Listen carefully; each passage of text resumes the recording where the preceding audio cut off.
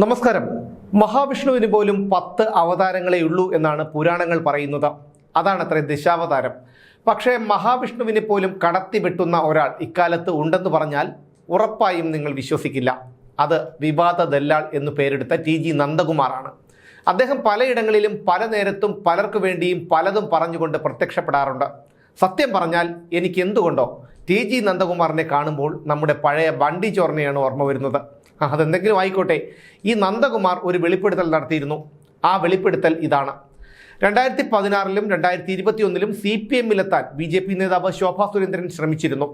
കാരണം ആ തെരഞ്ഞെടുപ്പുകളിൽ തൃശൂർ LDF തൂത്തുവാരുമെന്ന് ശോഭ മനസ്സിലാക്കിയിരുന്നു. എന്നാൽ HRDSന്റെ സ്ഥാപക സെക്രട്ടറി അജി കൃഷ്ണൻ ഇടപെട്ട് ശോഭാ സുരേന്ദ്രന്റെ സാമ്പത്തിക പ്രശ്നങ്ങൾ പരിഹരിച്ചതുകൊണ്ട് മാത്രമാണ് അവർ LDFിലേക്ക് പോകാത്തത്. ഇങ്ങനെയാണ് ദല്ലാൾ നന്ദകുമാർ ഒരു മാധ്യമത്തിന് നൽകിയ അഭിമുഖത്തിൽ പറഞ്ഞത്. ഇക്കാര്യത്തിൻ്റെ യാഥാർത്ഥ്യം അറിയാനായി ഞങ്ങൾ അജി കൃഷ്ണനുമായി ബന്ധപ്പെട്ടിരുന്നു. അദ്ദേഹം പറയുന്നത് ഇങ്ങനെയാണ്.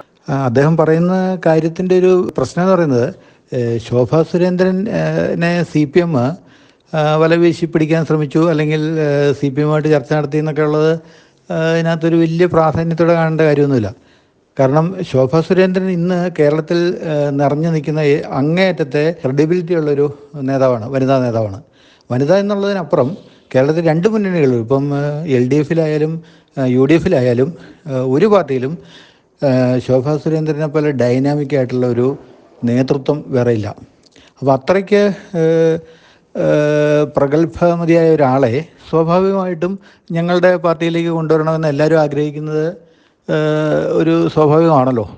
അതിൻ്റെ ഭാഗമായിട്ട് ആരെങ്കിലുമൊക്കെ മാഡത്തിനോട് സംസാരിച്ചിട്ടുണ്ടാവും, ഇങ്ങനെ നമ്മുടെ പാർട്ടിയിലേക്ക് വരണമെന്നൊക്കെ പറഞ്ഞിട്ടുണ്ടാവും. അത്രയേ ഉള്ളൂ. അല്ലാതെ സീരിയസ് ആയിട്ടുള്ള ഒരു ചർച്ചയും അങ്ങനെ നടന്നതായിട്ട് എനിക്കറിയില്ല. അത് നന്ദകുമാർജി എന്താ അങ്ങനെ പറഞ്ഞത് എനിക്ക് ഒരു കൃത്യമായ ചിത്രം കിട്ടിയിട്ടില്ല. ഞാനൊന്ന് നോക്കാം. പിന്നെ അദ്ദേഹത്തെ സംബന്ധിച്ച് കോർപ്പറേറ്റ്, ഇന്നിപ്പം ഇന്ത്യയുടെ കോർപ്പറേറ്റ് രംഗത്തുള്ള വലിയ ആളുകളുമായിട്ട് വലിയ ബന്ധം വെച്ച് പുലർത്തുന്ന ആളാണ്.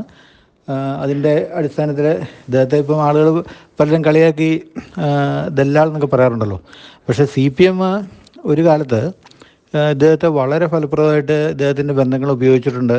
VS അച്യുതാനന്ദൻ ഉപയോഗിച്ചിട്ടുണ്ട്, പിണറായിക്കെതിരെ ഉപയോഗിച്ചിട്ടുണ്ട്, പിണറായി അത് മറ്റു പലർക്കുമെതിരെ ഇദ്ദേഹത്തിൻ്റെ ബന്ധം ഉപയോഗിച്ചിട്ടുണ്ട്.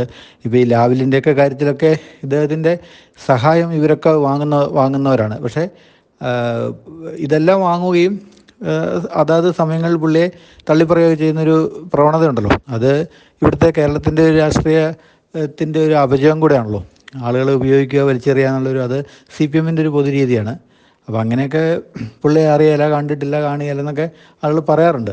പക്ഷേ എന്നെ സംബന്ധിച്ച് എനിക്ക് വ്യക്തിപരമായിട്ട് നന്ദകുമാർജി നമുക്ക് പല തരത്തിലുള്ള ഹെൽപ്പ് ചെയ്തിട്ടുണ്ട്. ഈ കോർപ്പറേറ്റ് കമ്പനികളുമായിട്ടുള്ള HRDSൻ്റെ ബന്ധം ത്തിന് സഹായകരമായ പല നിലപാടുകളും അദ്ദേഹം എടുത്തിട്ടുണ്ട്. പക്ഷേ ശോഭാ മാഡത്തിൻ്റെ കാര്യത്തിൽ എന്താ അങ്ങനെ പറയുന്നതെന്ന് അറിയാലോ. ശോഭാ സുരേന്ദ്രനെ തങ്ങളുടെ പാർട്ടിയിലേക്ക് കൊണ്ടുവരണമെന്ന് എല്ലാവരും ആഗ്രഹിക്കുക തന്നെ ചെയ്യും. അങ്ങനെ ഒരു വളരെ ഡൈനാമിക് ആയിട്ടുള്ള വ്യക്തിത്വമാണ് അവരുടേത്.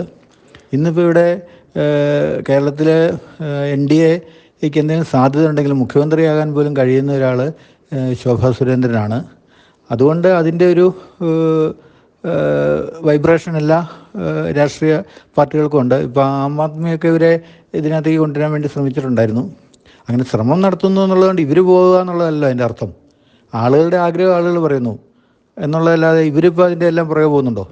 അങ്ങനെയൊന്നും ഒരു ചർച്ചയും ഇവരുടെ അടുത്ത് ആരും അങ്ങനെ ഒരു ചർച്ചയ്ക്ക് ചെല്ലാനുള്ള ധൈര്യമൊന്നും കാണിക്കില്ല. പിണറായി വിജയൻ പോലും ഇവരോട് അങ്ങനെയൊന്നും സംസാരിക്കാനുള്ള ധൈര്യമൊന്നും കാണിക്കുമെന്ന് എനിക്ക് തോന്നുന്നില്ല. പിണറായി വിജയൻ്റെ എല്ലാ തരത്തിലുള്ള കൊള്ളകൾക്കും അഴിമതികൾക്കും എതിരെ BJPയുടെ സംസ്ഥാന നേതൃത്വം ഒരു അനങ്ങാപ്പാറ നയം എടുത്തപ്പോഴും അതിനെ എല്ലാം എതിർത്തുകൊണ്ട് ഏറ്റവും ശക്തമായിട്ട് പോരാടിയ ആളാണ് ശോഭാ സുരേന്ദ്രൻ. ശോഭാ സുരേന്ദ്രനുമായി LDF ചർച്ച നടത്തി എന്നുള്ളതിന് വലിയ പ്രാധാന്യം കൊടുക്കേണ്ടതില്ലെന്നും ശോഭാ സുരേന്ദ്രനെ പോലെയുള്ള പ്രഗത്ഭമതിയായിട്ടുള്ള ഒരാളെ തങ്ങളുടെ പാർട്ടിയിലേക്ക് കൊണ്ടുവരാൻ LDFും UDFും ശ്രമിച്ചിട്ടുണ്ടാകാമെന്നും നന്ദകുമാർ അങ്ങനെ പറഞ്ഞതിനെക്കുറിച്ച് തനിക്ക് അറിയില്ലെന്നും ഒരു കാലത്ത് CPM നന്ദകുമാറിനെ പല കാര്യങ്ങൾക്കും ഉപയോഗിച്ചിട്ടുണ്ടെന്നും അജി കൃഷ്ണൻ പറയുന്നു. എന്തായാലും ഈ വിവാദം ഇവിടം കൊണ്ട് തീരുന്നില്ല. നന്ദകുമാർ വെടിപൊട്ടിച്ചുകൊണ്ടേയിരിക്കും. ആ വെടിയേറ്റ് ആരൊക്കെ വീഴുമെന്നാണ് ഇനി കണ്ടറിയേണ്ടത്.